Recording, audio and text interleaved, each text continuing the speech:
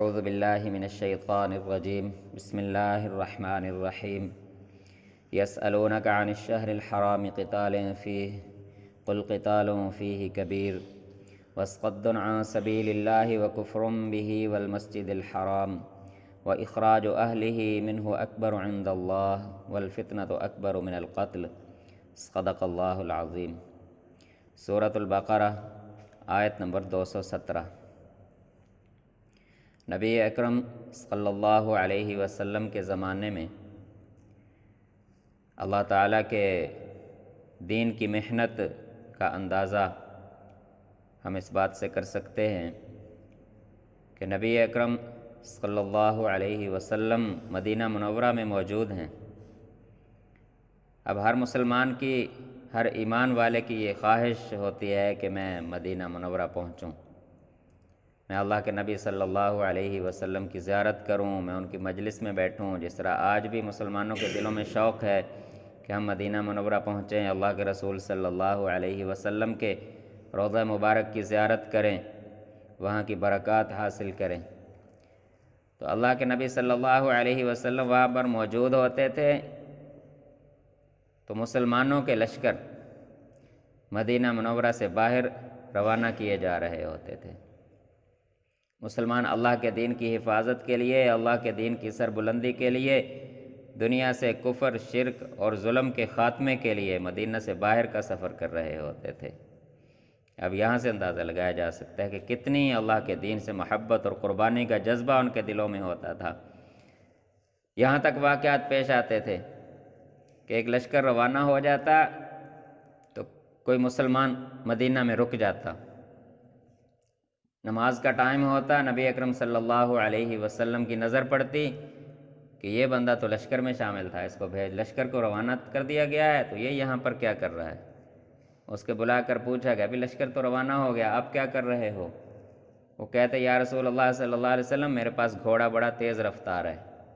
تو میں نے سوچا ابھی سفر میں جا رہے ہیں، زندگی کا پتہ نہیں ہے، اس سفر میں شہادت ہو جائے، اللہ تعالیٰ میری جان کو قبول کر لیں، میں آخری نماز اللہ کے نبی کے پیچھے پڑھ لوں،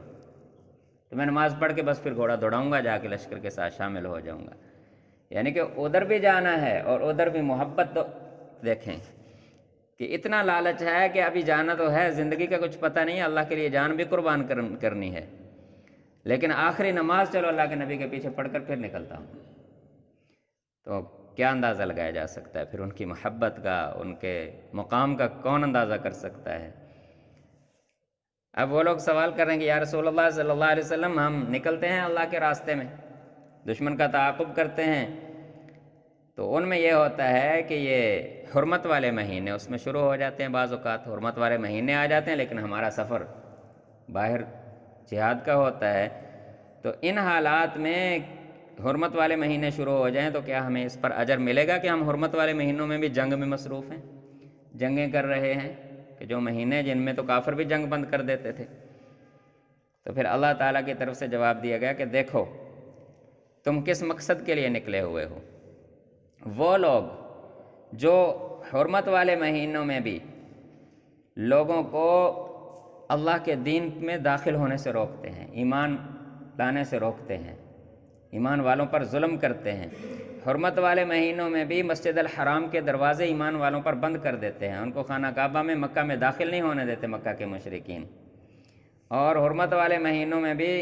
وہ مسلمانوں کو، ایمان والوں کو ان کے گھروں سے نکلنے پر مجبور کر دیتے ہیں۔ اب ایسے بڑے ظالم جو کسی قسم کا حیا، لحاظ اور پاس نہیں کرتے، اب کیا ان کو چھوڑ دیا جائے کہ کیونکہ حرمت والے مہینے ہیں لہٰذا یہ ظلم کرتے رہیں، ہم ان کو ظلم سے نہ روکیں،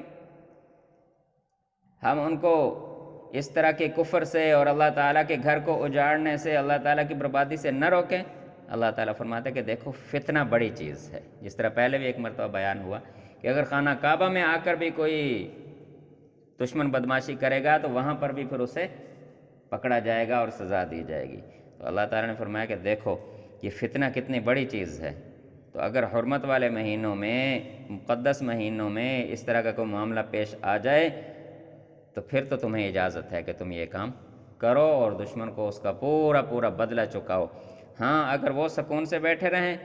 وہ کسی قسم کی چھیڑخانی یا شرارت یا بدماشی نہ کریں، تو بس تم بھی پھر اپنا حفاظتی نقطۂ نظر سے جہاں پر موجود ہو وہاں پر موجود رہو، اللہ تعالیٰ کی طرف سے تمہیں اجر ملتا رہے گا۔ اور آگے فرما دیا کہ کبھی بھی کافروں کے بارے میں غلط فہمی میں مبتلا نہ ہو جانا۔ کافروں کے بارے میں کبھی یہ غلط فہمی میں نہ سوچ لینا کہ پتہ نہیں اب یہ صلح پسند ہو گئے ہیں، اب یہ جنگ نہیں کریں گے،